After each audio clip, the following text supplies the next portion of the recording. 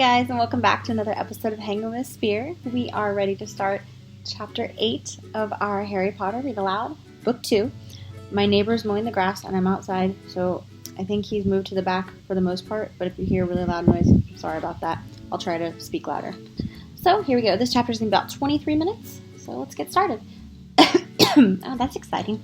The Death Day Party. October arrived, spreading a damp chill over the grounds and into the castle. Madame Pomfrey, the nurse, was kept busy at a sudden spat of colds among the staff and students. Her pepper-up potion worked instantly, though it left its drinker... Oh, that made no sense. Her pepper-up potion worked instantly, though it left the drinker smoking at the ears for several hours afterwards. Ginny Weasley, who had been looking pale, was bullied into taking some by Percy. The steam pouring from under her vivid hair gave her the impression that her whole head was on fire. Raindrops the size of bullets thundered on the castle windows for several days on end. The lake rose, the flower beds turned into muddy streams, and Hagrid's pumpkins swelled the size of garden sheds. Oliver Wood's enthusiasm for regular training sessions, however, was not dampened, which was why Harry was to be found late one stormy Saturday afternoon a few days before Halloween, returning to Gryffindor Tower, drenched to the skin and spattered with mud. Even aside from the rain and the wind, it had been a happy practice session. Fred and George, who had been spying on the Slytherin team, had seen for themselves the speed of those Nimbus 2001s. They reported that the Slytherin team was no more than 7 greenish blurs, shooting through the air like missiles. As Harry squelched along the deserted corridor, he came across somebody who looked just as preoccupied as he was. Nearly headless Nick, the ghost of the Gryffindor Tower, was staring morosely out the window, muttering under his breath, "Don't fulfill the requirements. Half an inch if that." "Hello, Nick," said Harry. Hello, nearly headless Nick said, starting to look around. He wore a dashing plumped hat on... Oh, that made no sense. Oh, it got worse. Okay, where's it at? No. He wore a dashing plumed hat. I don't know what a dashing is. It must be British. Plumed hat on his long curly hair, and a tunic with a ruff, which was concealed the fact that his neck was almost completely severed. He was pale as smoke, and Harry could see right through him in the dark sky and the torrential rain outside. "You look troubled, young Potter," said Nick, folding his transparent letter as he spoke, tucking it inside of his duvet. That's not a duvet. Doublet? Okay. Clearly that's a fancy outfit word. "So do you," said Harry. "Ah," nearly headless Nick waved an elegant hand. "Matter of fact, of no importance. It's as though I really wanted to join. I thought I'd apply, but apparently I don't fulfill the requirements." In spite of his airy tone, there was a look of great bitterness on his face. "Hi, Mr. Business." You guys listen to my cat? Mr. Business. Mr. Business. Mr. Business, say hi to everyone. You see him? That's not a good picture. Mr. Business, are you ignoring me? Okay, well. He's ignoring me. Whatever. Okay. Oh no, I think I pushed a bunch of buttons. Oh, no. Let's see if I'm still sitting. Hi, Mika. See, the cats are coming outside because it's gorgeous today, too. In spite of his airy tone, there was a look of great bitterness on his face. "But you would think, wouldn't you," he erupted suddenly, pulling the letter back out of his pocket, "that getting hit 45 times in the neck with a blunt axe would qualify you to join the Headless Hunt." "Oh, yes," said Harry, who was obviously supposed to agree. "I mean, nobody wishes more than I do that it had been all quick and clean and off came my head properly. I mean, it would have saved me a great deal of pain and ridicule. However," nearly headless Nick shook the letter and opened it and read furiously. "We can only accept huntsmen whose heads have parted completely with their bodies. You will appreciate that it would be impossible otherwise for members to participate in hunt activities such as horseback head juggling and head polo. It's with the greatest regret, therefore, that I must inform you that you do not fulfill the requirements. With our best wishes, Sir Patrick Deloney Padmore." Fuming, nearly headless Nick stuffed the letter away. "Half an inch of skin holding my neck on, Harry. Most people would think that would be good and beheaded, but no, it's not enough for Sir Properly Decapitated Podmore." Nearly headless Nick took several breaths and then said in a far calmer tone, "So what's bothering you? Anything I can do?" No, said Harry. "Not unless you know, well, where we can get 7 free Nimbus 2001s for our match against Slytherin." The rest of Harry's sentence was drowned out by high-pitched mewling from somewhere near his ankles. He looked down and found himself gazing into a pair of lamp-like yellow eyes. It was Mrs. Norris, the skeletal gray cat who was used by the caretaker Argus Filch, a sort of deputy in the endless battle against students. "You better get out of here," Harry said Nick quickly. "Filch isn't in a good mood. He's gotten the flu, and some third years accidentally plastered frog brains all over the ceiling in Dungeon 5. He's been cleaning all morning, and if he sees you dripping mud all over the place—" "All right," said Harry, backing away from the accusing stare of Mrs. Norris, but not quickly enough.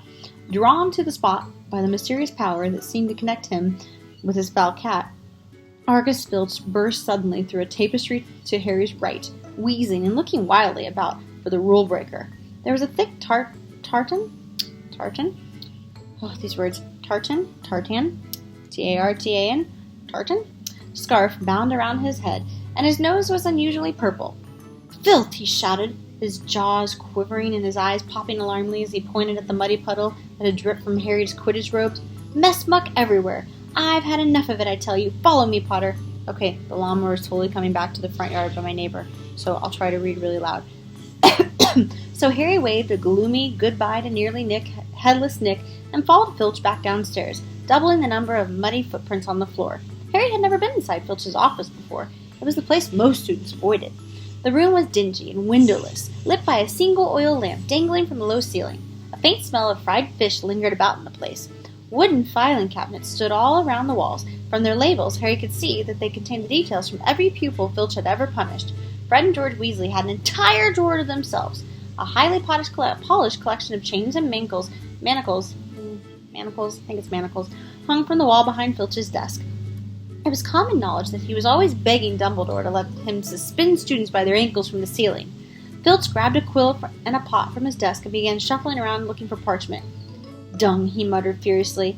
"Great sizzling dragon boogies, frog brains, rat intestines, I've had enough of it. Make an example. Where's the form? Yes." He retrieved a large roll of parchment from his desk drawer and stretched it out in front of him, dripping his long black quill into the inkpot. "Name, Harry Potter. Crime." "It was only a bit of mud," said Harry.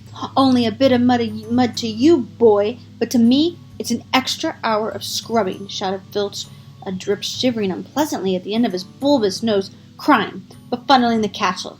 Suggested sentence."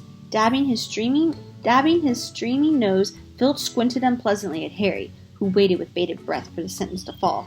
But as Filch lowered his quill, there was a great bang on the ceiling of the office, which made the oil lamp rattle. "Peeves!" Filch roared, flinging down his quill in transport of rage. "I'll have you this time, I'll have you!" And without a backward glance at Harry, Filch ran flat-footed from the office, Mrs. Norris streaking alongside him. Peeves was the school poltergeist, a grinning airborne menace who lived to cause havoc and distress.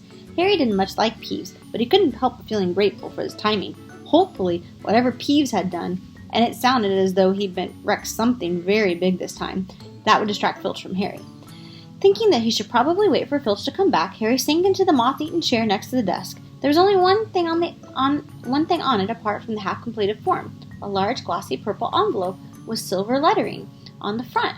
With a quick glance at the door to check that Filch wasn't on his way back, Harry picked up the envelope and read, "Kwikspell, a correspondence course in beginner's magic." Intrigued, Harry flicked the envelope open and pulled the sheaf of parchment inside. More curly silver writing on the front page said, "Feel out of step in the world of modern magic? Find yourself making excuses not to perform simple spells? Ever been taunted by your own woeful wonderwork? There's an answer.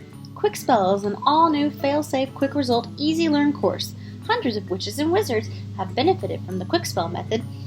Madame Z. Nettles of Topsom writes, I had no memory for any incantations, and my potions were a family joke.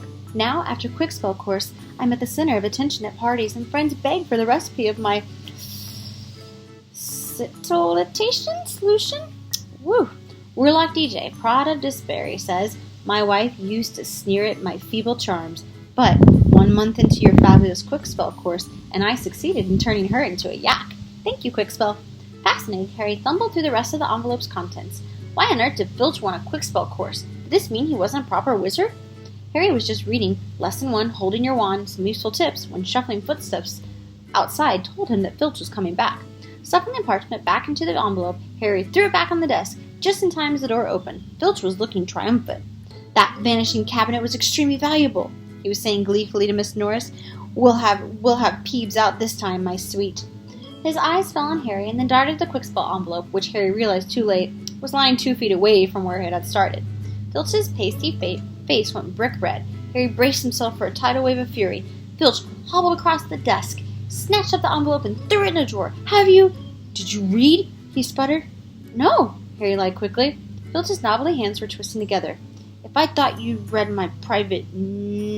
that's not mine. It's for a friend. Be it as it may, however... Harry was staring at him, alarmed. Filch had never looked madder. His eyes were popping, a tick was going off in his pouchy cheeks. And then, here's that word again. The tartan scarf did not help. Very well, go, and don't breathe a word. Not that, well, however, if you didn't read, just go now. I have to write up Peeves. I have to write a report. Go. Amazed at his luck, Harry sped out of the office, up the corridor, and back the stairs. To escape from Filch's office without punishment was probably some kind of high school record. Harry, did it work? Nearly Headless Nick came gliding out of the classroom behind him. Harry could see a wreckage of a large black and gold cabinet that appeared to have been dropped from a great height. I persuaded Peeves to crash it right over Filch's office, said Nick eagerly. I thought it might distract him. Was that you? Said Harry gratefully. Yeah, it worked, didn't it? I didn't get it worked. I didn't even get detention. Thanks, Nick. They set off down the corridor together. Nearly Headless Nick, Harry noticed, was still holding Sir Patrick's rejection letter. I wish there was something I could do for you about the Headless Hunt, said Harry. Nearly Headless Nick stopped in his tracks, and Harry walked right through him. He wished he hadn't. It was like stepping through an icy shower. But there is something you could do for me, said Nick excitedly. Harry, would I be asking too much? But no, you wouldn't want. Well, what is it? Said Harry. Well, this Halloween will be my 500th death day, said Nearly Headless Nick, drawing himself and looking dignified. Oh, said Harry, not sure whether he should look sorry or happy about this. Right.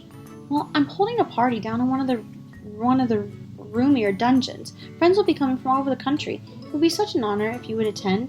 Mr. Weasley and Mrs. Granger will be most welcome too, of course, but I dare say you'd rather go to the school feast. He watched Harry on tender hooks. No, said Harry quickly. I'll come. My dear boy, Harry Potter at my death day party. And he hesitated, looking excited. Do you think you could possibly mention to Sir Patrick how very frightening and impressive you find me? Oh, of course, said Harry. Nearly Headless Nick beamed at him. A death day party, said Hermione keenly, when Harry had changed at last and joined her and Ron in the common room. I bet there aren't many living people who could say they've ever been to one of those. It's fascinating. Why would anyone want to celebrate the day they died? Said Ron, who was halfway through the potion's homework, and grumpy. It sounds depressing to me. Rain was still lashing, the winds, which were now inky black, but inside looked all bright and cheerful. The firelight glowed over the countless squashy armchairs, where people sat reading, talking, and doing homework, or, in their case, of Fred and George Weasley, trying to find out what would happen if you fed a filibuster firework to a salamander.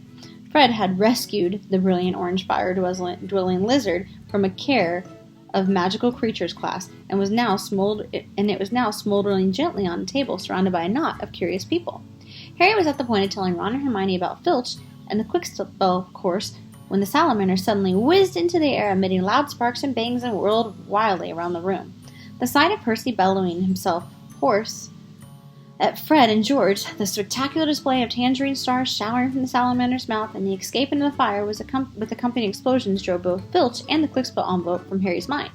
By the time Halloween arrived, Harry was regretting his rash promise to the Death Day party. The rest of the school was happily anticipating their Halloween feast, and the great hall had been decorated with the usual live bats. Hagrid's vast pumpkins had been carved into lanterns large enough for 3 men to sit in, and there were rumors that Dumbledore had booked a troupe of dancing skeletons for the entertainment.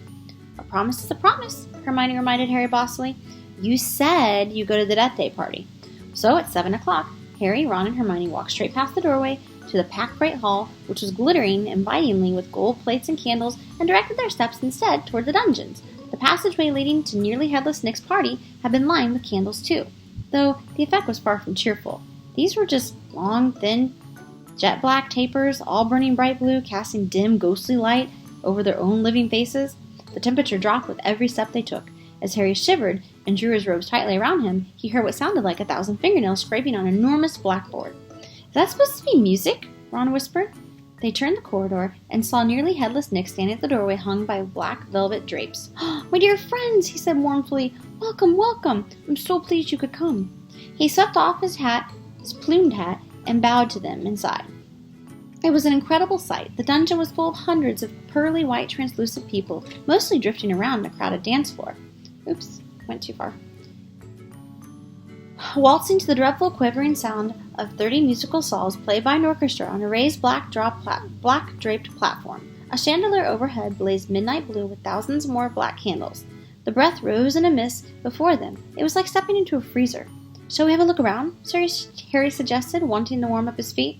"Careful not to walk through anyone," said Ron nervously, and they set off around the edge of the dance floor. They passed a group of gloomy nuns, a ragged man wearing chains, the fat friar, a cheerful Hufflepuff ghost who was talking to a knight with an arrow sticking out of his forehead. Harry wasn't surprised to see that the Bloody Baron, a gaunt, staring, slithering ghost covered in silver bloodstains, was being given a wide berth by the other ghost. "Oh no," said Hermione, stopping abruptly. Turn back, I don't want to talk to Moaning Myrtle." "Who?" said Harry, as they backtracked quickly. "She haunts one of the toilets in the girls' bathroom on the first floor," said Hermione. "She haunts a toilet?" "Yes, it's been out of order all year because she keeps having tantrums and flooding the place. I never went in there anyway, if I could avoid it. It's awful trying to have a pee with her wailing at you." "Look, food," said Ron. On the other side of the dungeon was a long table, also covered in black velvet. They approached it eagerly, but next moment they stopped in their tracks, horrified. The smell was quite disgusting. Large rotten fish were laid on handsome silver platters. Cakes burned and charcoal black were heaped too. There was a great maggoty haggis, a slab of cheese covered in furry green mold, and in pride of place, an enormous gray cake in the shape of a tombstone, with the tar-like icing forming the words "Sir Nicholas D. Mimsy Porpington, died 31st of October, 1492. Harry watched amazed as a portly ghost approached the table, crouched low, and walked through it. His mouth held wide so it passed through one of the stinking salmon. "Can you taste it if you walk through it?" Harry asked him. "Almost," said the ghost sadly, and then he drifted away. I expect they've let it rot here to give it a stronger flavor," said Hermione, knowledgeably pinching her nose and leaning closer to look at the putrid haggis. "Can we move? I feel sick," said Ron. They had barely turned around when a little man swooped down from under the table and came to a halt midair before them. "Hello, Peeves," said Harry cautiously. Unlike the ghosts around them, Peeves, the poltergeist, was the reverse of pale and transparent. He was wearing a bright orange party hat and a revolving bow tie and a broad grin on his wide, wicked face. "Nibbles," he said, sweetly, offering them a bowl of peanuts covered in fungus. No thanks," said Hermione. "I heard you talking about poor Myrtle," said Peeves, his eyes dancing. Rude. You was about poor Myrtle." He took a deep breath and bellowed, "Oh, Myrtle!" "Oh no, Peeves, don't tell her what I said. She'll be really upset," Hermione whispered frantically. "I didn't mean it. I don't mind her. Oh, hello, Myrtle." The squat ghost of a girl had glided over. She had the gloomiest face Harry had ever seen, half hidden behind lank hair and thick pearly spectacles. "What?" she said sulkily. "How are you, Myrtle?" said Hermione in a falsely bright voice. "It's nice to see you out of the toilet." Myrtle sniffled. "Miss Granger was just talking about you," said Peeves slyly in Myrtle's ear. "Just saying how nice you look today," said Hermione, glaring at Peeves. Myrtle eyed Hermione suspiciously. "You're making fun of me," she said, silver tears welling rapidly in her small see-through eyes. "No, honestly, I didn't. I said how nice you are. I said how nice you're looking, Myrtle," said Hermione, nudging Harry and Ron playfully in the ribs. "Oh yeah, she did." "Don't you lie to me," Myrtle gasped, tears now flooding down her face, while Peeves chuckled happily over his shoulder. "Do you think I don't know what people call me behind my back? Fat Myrtle, ugly Myrtle, miserable, moaning, moping Myrtle." "You've forgotten Pimply Myrtle," Peeves hissed in her ear. Moaning Myrtle burst into anguished sobs and fled from the dungeon. Peeves shot after her, pelting her with moldy peanuts, yelling, "Pimply, Pimply!" "Oh dear," said Hermione sadly. Nearly headless Nick now drifted toward them through the crowd. "Are you enjoying yourselves?" Yeah," they lied. "Not a bad turnout," said Nearly Headless Nick proudly. "The Wailing Widow came all the way from Kent. It's nearly time for my speech. I better go and warn the orchestra." The orchestra, however, stopped playing at the very moment. They and everyone else in the dungeon fell silent, looking around in excitement as a hunting horn sounded. "Oh, here we go," said Nearly Headless Nick bitterly. Through the dungeon wall burst a dozen ghost horses, each ridden by a headless horseman. The assembly clapped wildly. Harry started to clap too, but suddenly stopped quickly at the sight of Nick's face. The horses galloped into midair on the dance floor and halted, rearing and plunging. At the front of the pack was a large ghost who held his bearded head under his arm, from which position he was blowing the horn. The ghost leaped down, lifted its head high in the air so he could hold it over the crowd. Everyone laughed and strode over to Nearly Headless Nick, squashing his head back onto his neck. "Nick," he roared, "how are you? Head still hanging in there?" He gave a hearty guffaw and clapped Nearly Headless Nick on the shoulder. "Welcome, Patrick," said Nick stiffly. "Livens," said Sir Patrick, spotting Harry, Ron, and Hermione and giving a huge fake jump of astonishment, so that his head fell off again. The crowd howled with laughter. "Very amusing," said Nearly Headless Nick darkly. "Don't mind Nick," shouted Sir Patrick's head from the floor. "Still upset we won't let you join the hunt? But I mean to say, look at the fella." "Well, I think," said Harry, hurriedly at the meaningful look from Nick. He's frightening. Really, really frightening. "Ha!" yelled Sir Patrick's head. "I bet he asked you to say that." "If I could have everyone's attention, it's time for my speech," said Nearly Headless Nick loudly, stirring toward the podium and climbing to an icy blue spotlight. "My late lords, ladies, and gentlemen, it's my great sorrow," but nobody heard much more. Sir Patrick and the rest of the Headless Hunt had just started a game of head hockey, and the crowd was turning to watch. Nearly Headless Nick tried vainly to recapture his audience, but gave up as Sir Patrick's head went sailing past him to loud cheers. Harry was very cold by now, not to mention hungry. "I can't stand much more of this," Ron muttered, his teeth chattering as the orchestra ground back into action and the ghost swept back on the dance floor. "Let's go," Harry agreed. They backed toward the door, nodding and beaming at anyone who looked at them, and a minute later they were hurrying back to the passageway full of black candles. "Pudding might not be finished yet," said Ron hopefully, leading the way toward the steps of the entrance hall. And then Harry heard it. Rip, tear, kill. It was the same voice, the same cold, murderous voice he heard in Lockhart's office. He stumbled to a halt, clutching the stone wall, listening with all his might, looking around, squinting up and down the dimly lit passageway. "Harry, what are you—" "It's the voice again. Just be quiet." "So hungry. For so long." "Listen," said Harry urgently, and Ron and Hermione froze, watching him. "Kill. Time to kill." The voice was growing fainter. Harry was sure it was moving away, moving upward. A mixture of fear and excitement gripped him as he stared at the dark ceiling. How could it be moving upward? Was it a phantom, whose stone ceiling didn't matter? "This way," he shouted, and he began to run up the stairs in the entrance hall. It was no good hoping to hear anything here. The babble of talk from Halloween feast was echoing in the great hall. Harry sprinted up the marble staircase to the first floor, Ron and Hermione clattering behind him. "Harry, what are we—" "Shh!" Harry strained his ears distantly from the floor above, and growing fainter still, he heard the voice. "I smell blood. I smell blood." His stomach lurched. "It's going to kill someone," he shouted, ignoring Ron and Hermione's bewildered faces.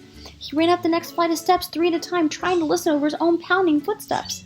Harry hurtled down the whole of the second floor, Ron and Hermione panting behind him, not stopping until they turned to the corner at the last deserted passage. "Harry, what was this all about?" said Ron, wiping the sweat off his face. "I couldn't hear anything." But Hermione gave a sudden gasp, pointing down the corridor. "Oh, look!" Something was shining on the wall ahead. They approached slowly, squinting through the darkness. Foot-hall words had been daubed over on the wall between 2 windows, shimmering the light cast by flaming torches. "The Chamber of Secrets has been opened.